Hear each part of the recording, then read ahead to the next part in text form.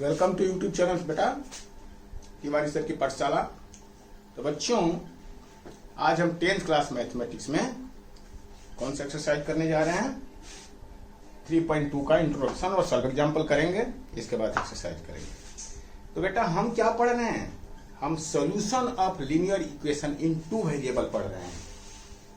हम 2 वेरिएबल में यानी कि a1x plus b1y plus c1 is equal to 0 और a2x plus b2y plus c2 is equal to 0, ये 2 लीनियर इक्वेशन दिया गया है आपको, x में और y में ये भी है और x में और y में ये भी है। a1 b1 c1 क्या है? कोई भी कांस्टेंट है। ये a2 b2 c2 क्या है? कोई भी कांस्टेंट है। ये 2 इक्वेशन है। तो इनका हम सॉल्यूशन कैसे निकालेंगे, यानी x और y की वैल्यू कैसे निकालेंगे? तो इसके वैल्यू जो है मेन मुख्य रूप से 2 तरह के होते हैं। इसके जो सॉल्यूशन होते हैं वो मुख्य रूप से 2 तरह के होते हैं। सॉल्यूशन 2 तरह के होते हैं। पहला जियोमेट्रिकल सॉल्यूशन, जियोमेट्रिक सॉल्यूशन, और दूसरा क्या है? Algebraic solution, algebraic. ये तो बेटा इसमें ज्योमेट्रिक मतलब ग्राफिकल है। ये आप पढ़ चुके हैं। क्या पढ़े हैं? कि दोनों लीनियर इक्वेशन का हम ग्राफ खींचेंगे और ये ग्राफ ऐसे होगा या फिर दोनों ही एक दूसरे पे कोइंसाइड कर जाएंगे, तो फिर सॉल्यूशन उनका निकलेगा। और यदि दोनों ग्राफ ऐसे हो गए, पैरेलल हो गए, तो इसका सॉल्यूशन नहीं निकलेगा। ठीक है, तो ये नॉट सॉल्यूशन का केस है। और क्या होगा सॉल्यूशन? तो जिस पॉइंट पे ये कट करेगा उसी पॉइंट का कोऑर्डिनेट, यानी यदि ये कोऑर्डिनेट आ गया आपका a1 b1 ऐसे कर लो, तो a1 मतलब x और b1 मतलब y। ये यदि एक पॉइंट पर काटता है तो एक सॉल्यूशन होगा, और यदि इनफाइनाइट पॉइंट पे काटता है यानी दोनों कोइंसाइड करेगा तो infinite number of solution possible है, जो कि हम ये मेथड सीख चुके हैं। अब हमें ये पढ़ना है। क्या पढ़ना है? Algebraic method. तो बेटा अलजेब्रिक मेथड में हमें 3 तरह का, हमें अलजेब्राइक मेथड में 3 तरह के सॉल्यूशन पढ़ने हैं। ठीक है जी। अलजेब्रिक मेथड क्या क्या होता है बेटा? तो अलजेब्राइक मेथड में पहला है सब्स्टिट्यूशन मेथड,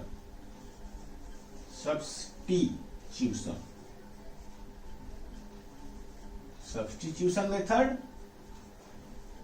दूसरा है elimination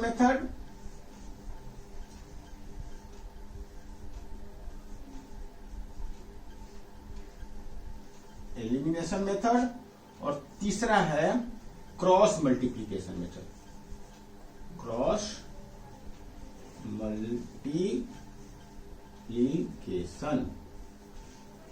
multiplication method. Substitution, elimination और क्रॉस मल्टी, ये 3 तरह के हमें 3 मेथड पढ़ने हैं बेटा ये, और तीनों वेरी वेरी इंपॉर्टेंट है। तो सबसे पहला substitution method, let us start. Okay जी, चलिए। सब्स्टिट्यूशन मेथड क्या होता है? डायरेक्ट क्वेश्चन पे हम आ जाते हैं और इसी से हम सीखेंगे। ठीक है जी। एग्जाम्पल नंबर है आपका ये, एग्जाम्पल नंबर 7। ठीक है बेटा, एग्जाम्पल नंबर 7 क्या होता है सब्स्टिट्यूशन मेथड? कह रहा है कि solve the following pair of equation by substitution method. बेटा 7x minus 15y is equal to 2, पहला इक्वेशन है, ये पहला इक्वेशन है। दूसरा है x plus 2y is equal to 3, ये इक्वल टू 3, ये दूसरा इक्वेशन है। ये तो सब्स्टिट्यूशन वर्ड से ही आपको पता है, सब्स्टिट्यूट मतलब क्या होता है? एक के जगह पे जाके उसको सब्स्टिट्यूट कर देना, दूसरा कोई उसका स्थान ऑक्युपाई कर लेगा, तो उसको बोलते हैं सब्स्टिट्यूशन, है ना, यानी उसके बदले में। तो देखो किसी भी एक इक्वेशन से जो आपको आसान लगे उससे किसी भी एक्स या वाई की वैल्यू आप निकाल लो। आपको जो भी लग रहा है कि इसमें से जो भी इक्वेशन आपको आसान लग रहा हो, यानी जहां से आपको कंफर्टेबल फील करे, उससे एक्स या वाई की वैल्यू आप निकाल लीजिए किसी भी इक्वेशन से, ठीक है ना। ऐसा नहीं है कि पहला इक्वेशन से ही निकालना है या दूसरे इक्वेशन से निकालना है, जिस भी इक्वेशन से आपको लगे और जो भी लगे एक्स या वाई वो आप निकाल लीजिए। तो देखो हमें दूसरा वाला जो इक्वेशन आसान लग रहा है, थोड़ा इसमें छोटे छोटे टर्म्स हैं, तो हम लिखेंगे कि फ्रॉम इक्वेशन टू से हम इक्वेशन 2 ले लिए, ठीक है जी। अब मैं एक्स की वैल्यू निकाल लेता हूं मैं। अब बोलो कि वाई की वैल्यू निकालेंगे, तो आप निकाल लो वाई की वैल्यू भी, कोई फर्क नहीं पड़ता है, चाहे एक्स की निकाल लो चाहे वाई की निकाल लो, किसी भी की वैल्यू निकाल लो। हम जब एक्स की वैल्यू निकाल रहे हैं तो एक्स की वैल्यू निकालने से 3 - 2y आया, 3 - 2y इधर, और y की वैल्यू यदि मैं निकालता तो y equal to 3 - x divided by 2। ये फ्रैक्शन मुझे दिखा, अब मैं नहीं चाहता हूं कि फ्रैक्शन की झंझट में पड़ूं, इसलिए हमने ये वैल्यू नहीं निकाला। और यदि आप थोड़ी झंझट में पड़ के करना भी चाहते हैं तो बिल्कुल ही ये गलत नहीं होगा। आइए हमें अपनी सहूलियत देखनी है बेटा, ठीक है। यदि कोई बच्चा y की वैल्यू निकालता है यहाँ पे तो एकदम सही है, बिल्कुल ही इसमें गलत नहीं है। यानी चाहे x की वैल्यू निकालो और चाहे y की वैल्यू निकालो, किसी भी इक्वेशन से, चाहे पहले से या दूसरे से। अब आपको यह ध्यान रखना है कि जब आपने दूसरा इक्वेशन से निकाला है वैल्यू x की या y की, तो अब पहले इक्वेशन में इसको सब्स्टिट्यूट करना है, यह ध्यान रखना है आपको। जिस इक्वेशन से वैल्यू आपने निकाला है, अब उस इक्वेशन से में नहीं, दूसरे इक्वेशन में, यानी आपने सेकंड को यूज कर लिया, सेकंड को आपने यूज कर लिया x की वैल्यू निकालने के लिए। अब ये x की वैल्यू फर्स्ट इक्वेशन में डालना है, ठीक है ना। तो लिखेंगे कि बाई पुटिंग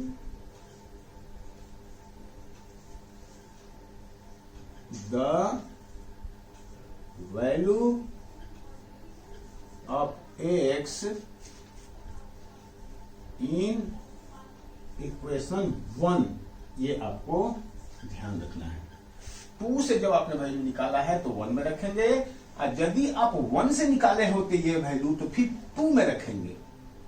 जिसको आपने यूज किया उसी में नहीं डाल देंगे, गड़बड़ हो जाएगा, फिर नहीं निकलेगा, कट कूट के खत्म हो जाएगा सब कुछ।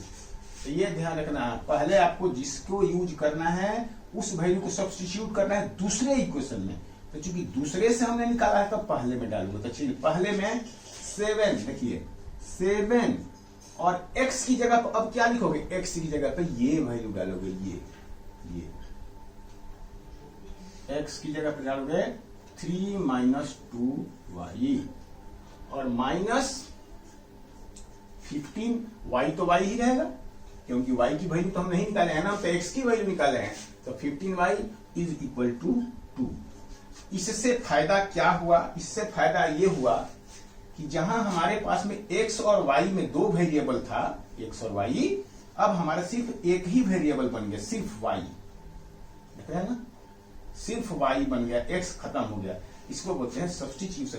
यानी सब्स्टिट्यूशन का स्टेप कर देने पर वेरिएबल सिर्फ एक ही बच जाएगा, या तो x बच जाएगा या y बच जाएगा, ठीक है जी। तो चलिए आगे फर्दर करते हैं इसको। तो अब इसको कर लेंगे जैसे आप पहले से करते हैं वैसे ही। 7 इसमें मल्टीप्लाई करिए, 7 या 21 - 7 दोनों 14y -15y is equal to 2, और फिर क्या हो जाएगा 21 माइनस कितना हो जाएगा 29y इज इक्वल टू 2। तो 2 इधर आएगा 2, तो 21 - 2 इक्वल टू 29y। तो ये क्या बचा 19y, 19 इक्वल टू 29y, और y इक्वल टू 19/29। ये आपका y की वैल्यू बेटा मिल गई। अब y की वैल्यू आपको मिल गई तो इस इक्वेशन में या इस इक्वेशन में यदि y की वैल्यू आप डाल दोगे, किसी भी इक्वेशन में y की वैल्यू आपको मिल गई। अब इस इक्वेशन में चाहे इस इक्वेशन में किसी में भी जब y की वैल्यू डालोगे तो x मिलेगा। तो ऑलरेडी हम देख रहे हैं कि दूसरे इक्वेशन से हमने निकाला था है ये x इक्वल टू इतना, तो यहाँ y की वैल्यू यदि हम डाल देंगे तो x की वैल्यू निकल जाएगी। तो आप लिख सकते हैं यदि इसका इक्वेशन नंबर 3 नाम रख दें ऐसे करके, तो putting the value of y in equation 3, putting the value of y in equation 3। अच्छा, बच्चे क्या करते हैं, रट्टा लगाते हैं, यानी थर्ड में नहीं डाल के यदि इसमें आप कहीं भी डाल, देखो ये तो यही वाला इक्वेशन है, ये सेकेंड इक्वेशन ही तो है थर्ड। और यदि आप बच्चे कहते हैं कि इसमें डाल दिया, इसमें डालो, इसमें ये और ये दोनों तो सेम ही हैं, चाहे आप यहां रखो या यहां रखो एक ही बात है वो तो, या इसमें रखो, किसी भी इक्वेशन में ये वैल्यू आप रखोगे तो वो आपका रिजल्ट मिल जाएगा। y इन इक्वेशन थर्ड, तो थर्ड में हमें x इक्वल टू क्या निकलेगा, x इज इक्वल टू हो जाएगा 3 माइनस 2y, तो 3 minus 2 into 3 minus 2 into y की जगह पे 19/29, 19/29, तो ये कितना हो जाएगा, ये हो जाएगा 3 माइनस 38/28, 87 माइनस 38/28, ठीक है जी। 24 से गलत हो गया, 54 होता है, तो कितना होगा, 14 में से 6 8 जाएगा 6 और 7 4 46/28, तो ये हो जाएगा 23/14। तो इस तरह से ये आपका x की वैल्यू मिल गई। तो इस तरह से y इक्वल टू दिस और x इक्वल टू दिस, ठीक है। तो y की वैल्यू x की 49/29, x की वैल्यू आई 49/29, x इक्वल टू, सॉरी ये गलत हो गया, ये y की वैल्यू तो आई आपकी 19/29, बिल्कुल से y x की वैल्यू 3 सॉरी 28 लिख दिया ना, सॉरी बेटा ये गलती हो गई, यहाँ पे थोड़ा झुक के लिखने में दिक्कत हो। अच्छा ये देखो 29/87 होता है ना ये, हाँ ये बन जाएगा आपका 3 माइनस 38 माइनस 29, ये हो गया ये 3 इंटू 29 माइनस 38/29, ये हो गया 87 माइनस 38/29, और ये कितना हो जाएगा, ये 17 में से 8 जाएगा 9, और ये बचा 7 49/29, ये बचा 49/29 बचा, ठीक है ना, ये हुआ, ठीक है, कैलकुलेशन मिस्टेक थी, तो ठीक है। तो इस तरह से x और y की वैल्यू आपको मिली। अब ये चेक करना कि हमारा आंसर सही है कि गलत है, इसके लिए बुक के पीछे का आंसर देखना कोई मायने नहीं रखता है। आप किसी भी एक इक्वेशन में इसकी वैल्यू डाल लीजिए x और y की, और यदि वो इक्वेशन सेटिस्फाई हो गया तो आप कहेंगे कि हमारा आंसर ठीक है। चेक करना है, तो ये चेक करना आपके क्वेश्चन का पार्ट नहीं है, सॉल्यूशन का पार्ट नहीं है, लेकिन यदि कह देता है कि चेक करो, ठीक है कि इसका पार्ट हो जाएगा, और नहीं तो ये इसको आप रफ में कर लेंगे। तो x की जगह पर क्या रखेंगे, x की जगह पर रखेंगे 49/29 और प्लस 2 इंटू y की जगह क्या है, y की जगह पर 19/29, और इसकी वैल्यू यदि 3 आ गई तो हम कहेंगे कि हमारा ये इक्वेशन सेटिस्फाई हो गया। तो 49/29 प्लस 38/29, तो कितना हो गया, 8 9 17, 4 3 7 1 8, ठीक है जी, और बाई 29 तो हम क्या 3 आ गया बेटा 30 जो कि 3 है। ठीक है जी, यानी कि हमारा आरएचएस सही आ गया। तब हम कहेंगे कि ये थर्ड हमारा सेकंड इक्वेशन जो है वो सेटिस्फाई हो गया। चाहे इसमें भी आप वैसे कर सकते हैं, इसमें भी आप वैसे कर सकते हैं, और दोनों इक्वेशन को करना कोई जरूरी नहीं है, एक से भी आपका हो जाएगा। तो इस तरह से आप चेक करके और आप सेटिस्फाई हो सकते हैं कि हमारा क्वेश्चन जो सोल्यूशन है वो सही है कि गलत है। ठीक है जी, तो इस तरह से एक्स और वाई की वैल्यू आपका अब अलग से लिख देंगे यहाँ पे। x इज इक्वल टू 19/29 और y इज इक्वल टू क्या 49/29। ये आपका आंसर, ये आपका आंसर हो गया। ओके जी, चलिए आगे करते हैं फिर अगला क्वेश्चन। फिर आपको अच्छा, इस क्वेश्चन को चलिए हम एक तरह से और कर लेते हैं। सेकेंड क्वेश्चन, ताकि बच्चों को कई बच्चे होते हैं उनको कंफ्यूजन होता है कि यदि इससे हम वैल्यू निकाल के इसमें डालना चाहें तो क्या नहीं हो सकता है। तो वैसे भी आप कर सकते हैं, तो आप करके देख लेते हैं, ताकि एक क्वेश्चन में कर लेते हैं, ताकि आपके मन का फियर जो है वो निकल जाएगा और कोई बात नहीं है। ठीक है, हमने दूसरा यूज किया था उस समय, है ना, हमने दूसरा इक्वेशन यूज किया था और वैल्यू हमने x की निकाला था। अब कोई बच्चा पहला इक्वेशन यूज करता है तो हमें इस क्वेश्चन में करने में क्या दिक्कत आएगी? बिल्कुल दिक्कत नहीं आएगी बेटा। सेम क्वेश्चन का तरीका है, आप जिसको भी यूज करना चाहें, अपना कन्वीनियंस देखना है आपको। अब फ्रॉम 1 यहां लिख सकते हैं, फ्रॉम इक्वेशन 1। अब देखो यहां पे x की वैल्यू निकालो चाहे y की वैल्यू निकालो, फ्रैक्शन में ही आएगी, वो फ्रैक्शन में ही आएगी। यहां पर फ्रैक्शन जो है अवॉइड नहीं किया जा सकता है, तो इसलिए हम यहां पर टेंशन ज्यादा हम लेंगे नहीं। तो from the equation x from 1 7x is equal to 2 + 15y, ये इधर आकर प्लस बन जाएगा 2 + 15y। तो x इज इक्वल टू क्या हो जाएगा? x is equal to 2 + 15y/7, ये हो गया x की वैल्यू। अब इसको आप चाहे तो 3 कर सकते हैं। और putting the value of x in equation, क्या आपने किसको यूज किया था? ये पहला को यूज किया था। अब आप 2 में रखेंगे, ये वैल्यू आपने पहले इक्वेशन से निकाला है, पहले इक्वेशन से, इससे। ठीक है जी, तो आप किसमें ये वैल्यू रखेंगे? सेकंड में रखेंगे, सेकंड इक्वेशन में। तो लिखेंगे यहां पर putting the value of x। अब ये भी लिख सकते हैं फ्रॉम इक्वेशन थर्ड, या बेटा नहीं भी यदि लिखना है ना इक्वेशन थर्ड इसको, तो भी कोई फर्क नहीं पड़ता है, ये समझिए, सीधा लिख सकते हैं putting the value of x। तो x तो यही है ना, इन इक्वेशन किसमें 2। तो फ्रॉम थर्ड नहीं भी लिख सकते हैं, या लिख भी लोगे तो कोई बुराई नहीं है इसमें। तो ये थोड़ा 2-4 क्वेश्चन करेंगे तो आपको पता लग जाएगा।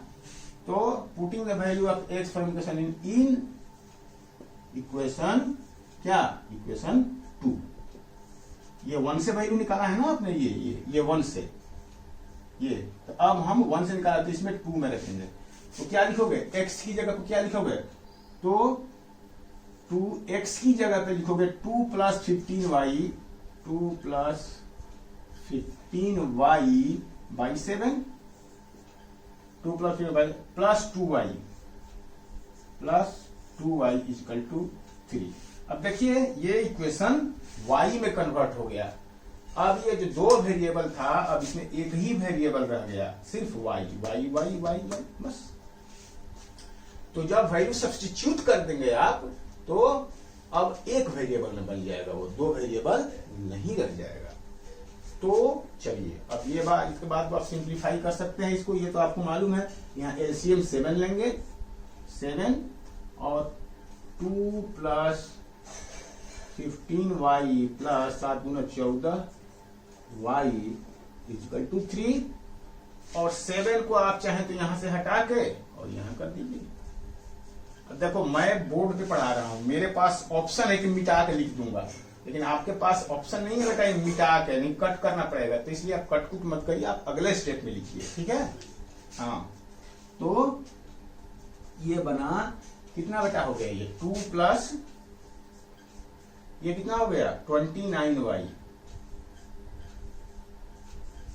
इक्वल टू 21 और 29y इक्वल टू ये 2 इधर आ जाएगा तो 21 माइनस 2 यानी y इक्वल टू क्या हो जाएगा बेटा, ये 19 बना 19/29। तो इस तरह से y की वैल्यू निकल गई 19/29 और x की वैल्यू अब फ्रॉम इक्वेशन थर्ड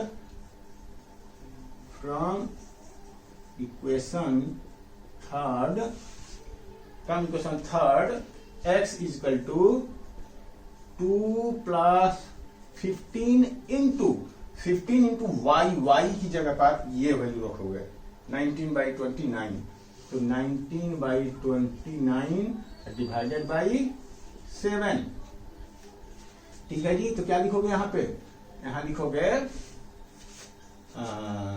चलिए एलसीएम लीजिए यहाँ पे, तो 1/7 को मैं ऐसे कर दे रहा हूं, 1/7 को मैं बाहर निकाल दिया, ठीक है जी ऐसे, और 2 प्लस 15 इंटू 19, तो इसको 15 इंटू 19/29 लिख दिया, ऐसे लिख दिया।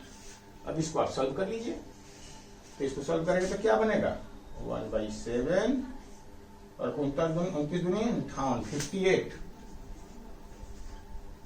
29 दूना 58 और प्लस ये कितना होगा 15 और 19,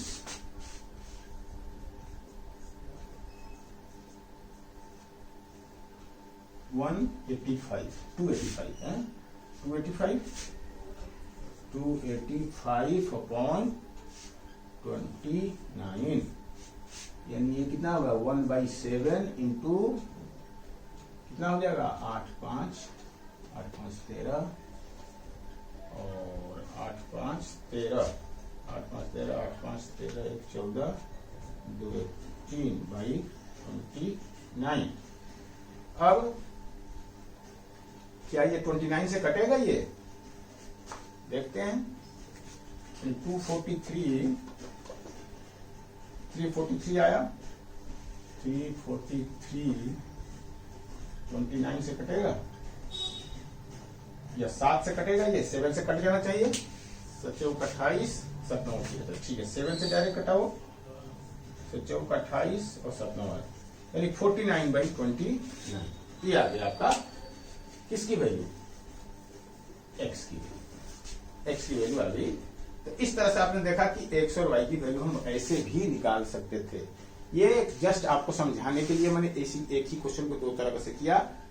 आपको अपनी सहूलियत देखना है कि आसानी से किसकी वैल्यू निकल जाएगी और छोटा होगा वो हम डाल देंगे दूसरे में, कैलकुलेशन को अवॉइड करने के पर्पज से, दैट्स ऑल। अदरवाइज यदि आप कैलकुलेशन को अवॉइड नहीं करना है तो कैसे भी करिए आपका आंसर सही आएगा, चाहे पहले से निकालिए चाहे। ध्यान यही रखना है कि जिस इक्वेशन से आप वैल्यू निकालेंगे उसी इक्वेशन में उस वैल्यू को नहीं पुट करना है, दूसरे में वैल्यू पुट करना है, इसी बात पे आपको ध्यान रखना है, दैट्स ऑल। बस चलिए मिटाता हूं, इसके बाद हम आगे क्वेश्चन करते हैं।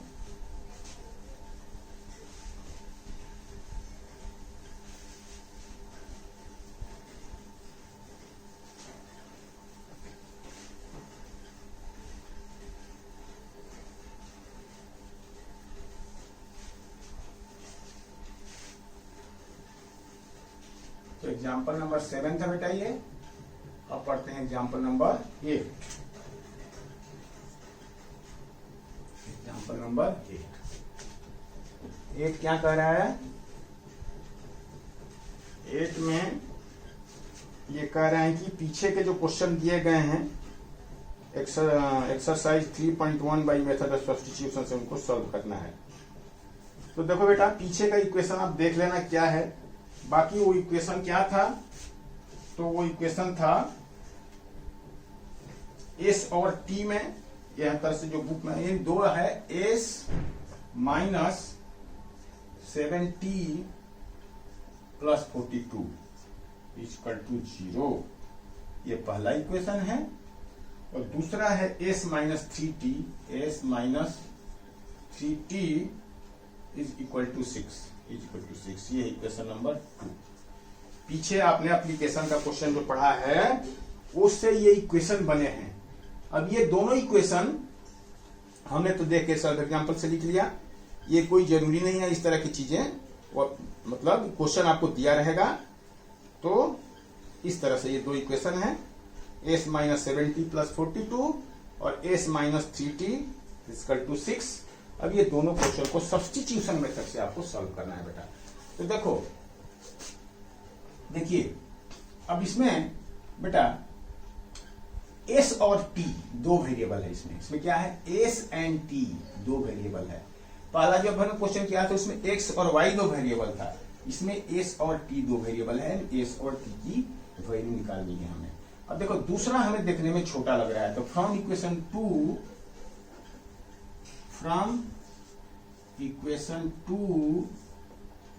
एस इक्वल टू क्या होगा 6 प्लस 3t, है ना। एस इक्वल टू 3t इधर आके क्या हो जाएगा 6 प्लस 3t। अब चाहे तो आप इसको इक्वेशन थर्ड लिख सकते हैं, चाहे तो नहीं भी लिख सकते हैं, ठीक है। Putting the value of S, हम लिखेंगे यहां पे putting the value of x of S in equation, दूसरे से निकालना है ना, ये तो पहले में रखना है इन इक्वेशन 1, ठीक है जी 1, ठीक है। इन इक्वेशन 1 में आप डालें एस। अब एस की जगह पे आप क्या लिखोगे, एस की जगह पे लिखोगे बेटा, ये माइनस है, एस की जगह पे लिखोगे क्या 6 प्लस 3t, तो 6 प्लस 3t, इसके बाद माइनस 70 प्लस 42 इक्वल टू 0। अब देखो मैंने आपको क्या बोला था कि जब वैल्यू सब्स्टिट्यूट करोगे तो अब दो वेरिएबल नहीं रह जाएगा, एक ही वेरिएबल हो जाएगा। देखो सिर्फ टी बच गया इसमें, एस इसमें गायब हो गया, तो ये आपको ध्यान रखना है, ठीक है। अब चलिए सॉल्व करिए, तो कितना हो जाएगा 6 और प्लस 3t और माइनस 70 कितना हो जाएगा माइनस 4t, तो माइनस 4t ये हो गया। और ये कितना हो जाएगा 6 प्लस 42 48, ठीक है जी 6 प्लस 42 48 और ये माइनस 40 इज इक्वल टू 0। तो अब इसमें कह सकते हैं कि 4t इज इक्वल टू 48, यानी हम 48 को इधर ले लिए, अब तो 40 इधर हो गया, तो 4t इक्वल टू, या 40 को इधर ले लो तो 40 राइट साइड में हो जाएगा, 48 लेफ्ट साइड में हो जाएगा, फिर उसको हमने रीअसेंबल कर लिया, तो t इक्वल टू क्या हो जाएगा यहाँ पे, t इक्वल टू 48/4 यानी 12। तो t की वैल्यू हमें 12 मिला बेटा, तो t की वैल्यू हमें मिल गया। और तीसरे में इसकी वैल्यू रख दीजिए, यहां रखिए, और चूंकि ये और ये अल्टीमेटली तो यही है सेम, तो चाहे तो आप कहीं भी रख लो किसी भी इक्वेशन में, मेरे कहने का मतलब है इसके लिए आपको कंफ्यूज, लेकिन ऑलरेडी पहले से हम एस यहां निकाले हुए हैं, इसलिए यहां पर निकालना हमारा आसान, हमारा एक स्टेप बच जाएगा, इसलिए कह रहे हैं। अदरवाइज चाहे इसमें रखो चाहे इसमें रखो, कहीं भी रख लो, उसके लिए आपको झंझट में नहीं पड़नी है, ठीक है ना। लेकिन चूंकि एस की वैल्यू निकालनी है हमें, यहाँ ऑलरेडी एस निकाला हुआ है, तो ये हमारा सबसे कम स्टेप वाला ये हो जाएगा, ये स्टेप हो जाएगा। तो from equation number third S equal to क्या हो जाएगा, एस इक्वल 6 प्लस 3t यानी कि 3 इंटू 12, टी की वैल्यू क्या है 12, तो कितना आ जाएगा बेटा, ये हो जाएगा 6 प्लस 12 43 12 32 36, तो कितना हो जाएगा ये 6 6 12 42। तो इस तरह से s की वैल्यू कितनी आ गई 42, तो t की वैल्यू 12, t इक्वल टू 12 और s इक्वल टू 42। 2, ये हमारा आंसर। अब ये हमारा आंसर सही है कि गलत है, ये हम कैसे पता लगाएंगे? ये लाइक 2 में रखिए, 2 में चेक कर लीजिए, चेक इक्वेशन 2 है ये। तो हम s की जगह पर क्या रखेंगे? s की जगह पर रखेंगे हम 42। तो 42 माइनस 3 इंटू t की जगह पर क्या रखेंगे? t की जगह पर 12। तो 42 माइनस 12 36 कितना हो जाएगा? 6 हो जाएगा। तो ये हम देख रहे हैं कि हमारा 6 आ गया राइट साइड में। तो इस तरह से देख रहे हैं कि हमारा ये इक्वेशन नंबर 2 सेटिस्फाई हो गया। तो इसलिए हम कहेंगे हमारा इक्वेशन सही है। या आप इसमें भी पुट करेंगे तो इससे भी सेटिस्फाई करा सकता है, ऐसा कोई जरूरी नहीं है। जिसको भी आपको आसान लगे, जो भी आप उसमें वैल्यू पुट करिए और चेक कर लीजिए कि हमारा आंसर सही है कि गलत है। ठीक है जी, चलिए बेटा आगे बढ़ते हैं।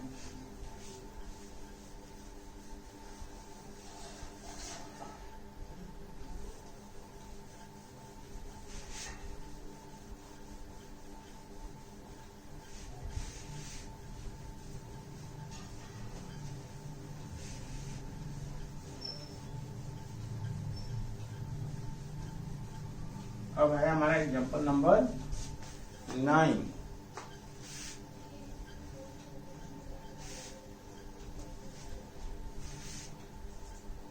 क्या कर रहे हो बेटा?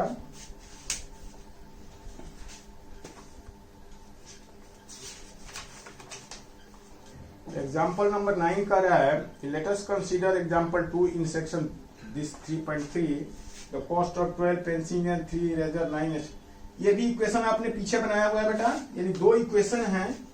क्या इक्वेशन है? 2 इक्वेशन है। 2x plus 3y equal to 9 और 4x plus 6y equal to 18। ये ठीक है जी। तो इसको सब्स्टिट्यूशन मेथड से आपको सॉल्व करना है। ठीक है जी। तो चलिए हम एक बार इसको इक्वेशन नंबर 1 मान लेते हैं, इसको इक्वेशन नंबर 2 मान लेते हैं। तो देखो, इस इक्वेशन को सॉल्व करने से पहले आपको पता लगा सकते हैं, यदि वो भी पहले के 2 इक्वेशन था, कि वो इक्वेशन सॉल्व होंगे कि नहीं होंगे। कैसे?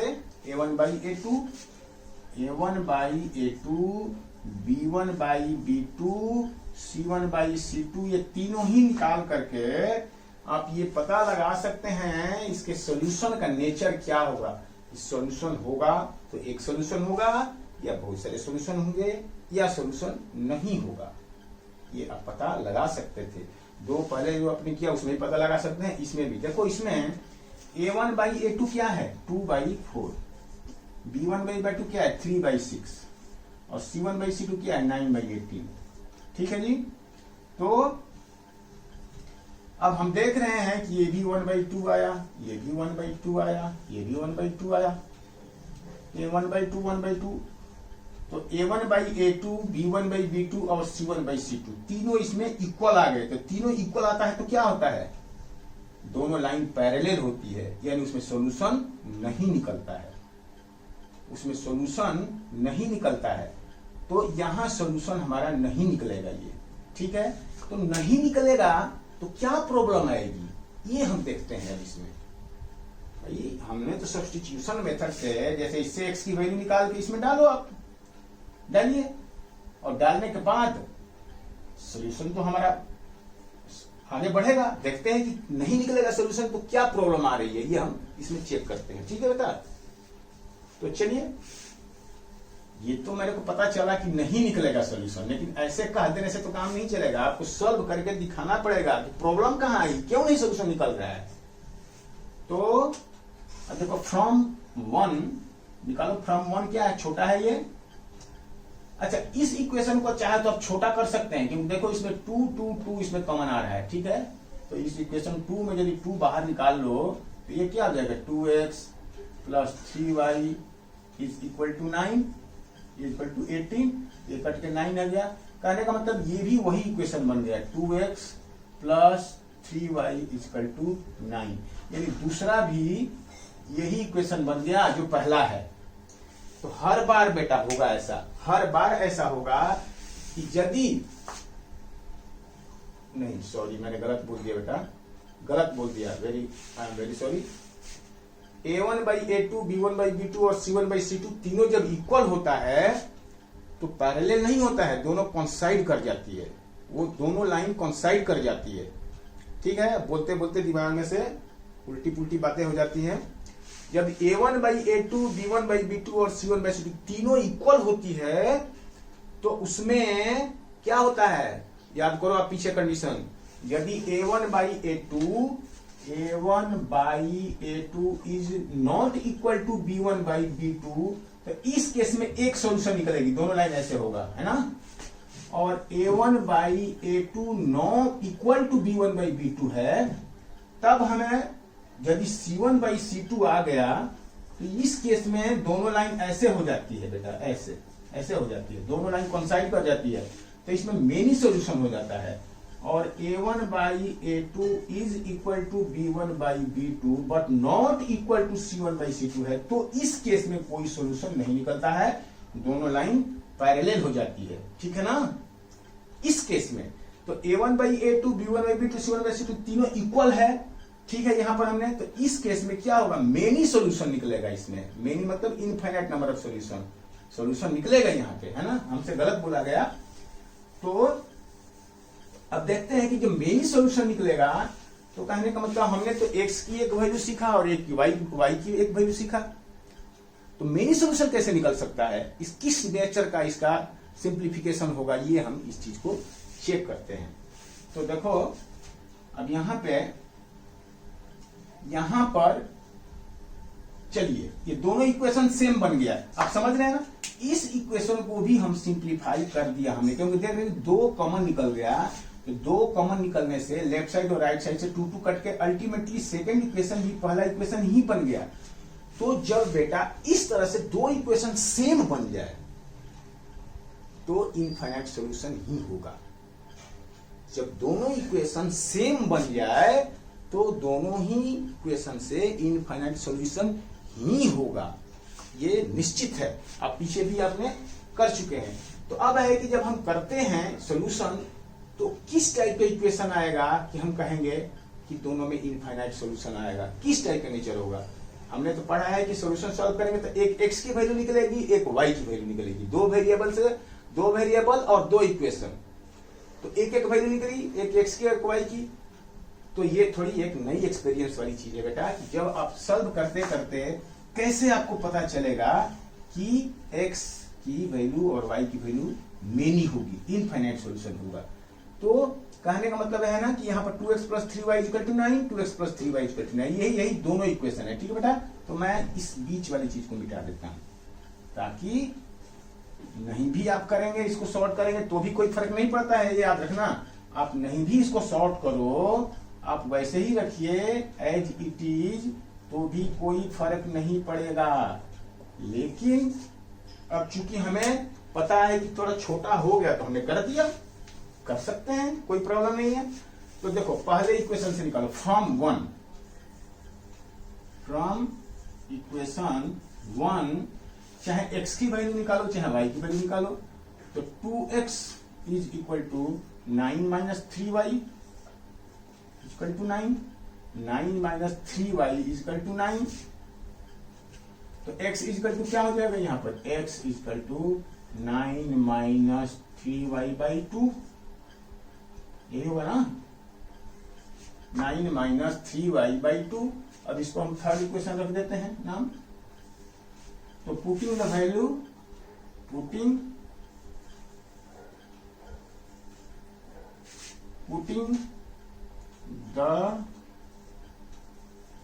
Value of x from equation third in equation अब ये यहां पर अपने 1 लिखा है तो यहां पर लिखेंगे 2 इन इक्वेशन 2। हालांकि यहां 1 और 2 दोनों एक ही चीज हो गया है, लेकिन बेटा हमने तो मल्टीप्लाई यहाँ पर 4, 6 और 18 था, तो चाहो तो आप 4, 6 और 18 रहने दे सकते हो आप यहाँ पे, ठीक है, क्योंकि फिर यहाँ 1 और 2 दोनों एक ही बात बन जा रही है। या यदि आपने ऐसे लिख भी दिया तो कोई फर्क नहीं पड़ता है, आप समझ लो इस चीज को। क्योंकि तो यहाँ पे हम 4x plus 6y equal to 18 ही यहाँ लिख देता हूं, क्योंकि कुछ बच्चे कहेंगे कि ये सर ये 1 और 2 तो दोनों एक ही है, तो चाहे हम 1 में रख दें चाहे 2 में रख दें, क्या फर्क पड़ता है। तो वही बात आ जाती है। तो इसलिए हम यहाँ पर 2 ही रख दिया हमने इसका नाम, और उसको ओरिजिनल ही रहने दिया, नहीं हमने सॉर्ट किया। तो चलिए 2 में रख देते हैं, तो क्या होगा, तो 4 इंटू एक्स की जगह पर क्या रखेंगे, एक्स की जगह पर 9 माइनस 3y/2, एक्स की जगह पर 9 minus 3y/2 plus 6y equal to 18। ये हो गया, ठीक है जी। अब इसमें हम क्या करेंगे, अब देखो y में कन्वर्ट हो गया, इसमें x कैंसिल हो गया, x इसमें है ही नहीं, तो ये यहां से 2 यानी 18 minus 6y plus 6y equal to 18। तो देखो 6y कट गया, यानी 18 इक्वल टू 18, ये इसका मतलब गया। y ही कैंसिल हो गया इसमें, y ही कैंसिल हो गया इसमें, y रह ही नहीं गया इसके अंदर में। तो जब y या x जो वेरिएबल है वही कैंसिल नहीं रह गया, तो इसका मतलब है कि चाहे x और y की कुछ भी वैल्यू रखो, x और y की कुछ भी वैल्यू रखो, यहाँ लेफ्ट साइड और राइट साइड हमेशा इक्वल ही आता रहेगा। कुछ भी रखते जाओ, लेफ्ट और राइट हमेशा इक्वल आता जाएगा। तो इस तरह से जो है यहाँ पर वेरिएबल ही यहाँ पर कैंसिल आउट हो गया। तो इस नेचर का जब भी आपको आए कि वेरिएबल ही कांस्टेंट आउट हो जाए, तो आप ये समझना कि इनफाइनाइट मेनी सॉल्यूशन होंगे इसके। यही आपको मैं बताना चाह रहा था, ठीक है बेटा। यदि समथिंग इक्वल टू समथिंग आ गया और दोनों कांस्टेंट नंबर आ गया, वेरिएबल ही इसमें से कैंसिल आउट हो गया, तो इसका मतलब ये है यहाँ पर इनफाइनाइट नंबर ऑफ सॉल्यूशन होगा। यहाँ पर वेरिएबल ही नहीं, यदि वेरिएबल रहता किसी एक साइड में तो एक सॉल्यूशन होता। अब यहाँ वेरिएबल ही नहीं है, इसका मतलब ये है कि यहाँ पर इनफाइनाइट नंबर ऑफ सॉल्यूशन होगा। बस इतनी सी बात है, ठीक है जी। अब ये क्वेश्चन आपका अब है क्वेश्चन नंबर 10।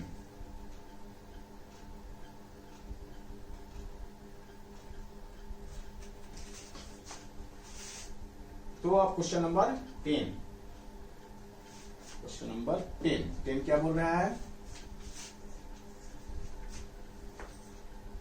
अब है, चलिए क्वेश्चन नंबर 10।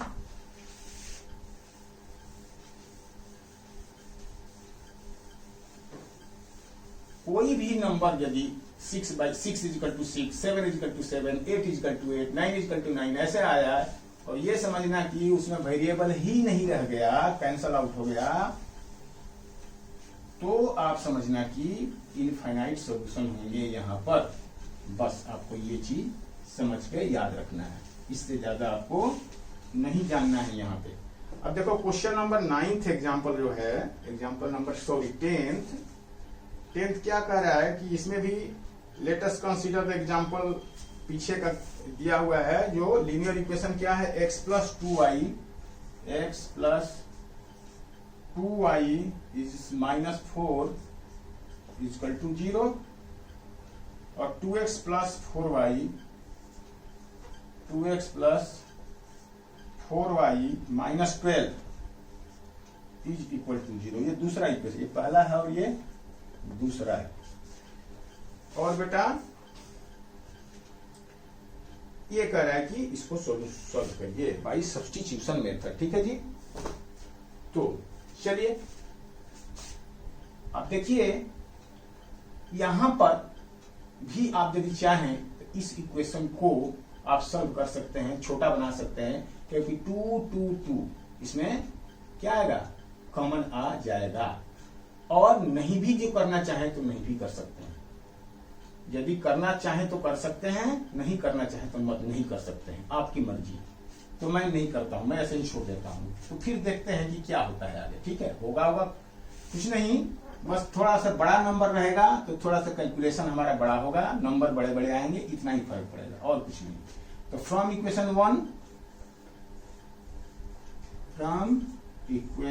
वन चलिए x इजकल टू क्या होगा, x is equal to 4 minus 2y। ठीक है जी, इसको आप थर्ड मान लीजिए, ये थर्ड हो गया। तो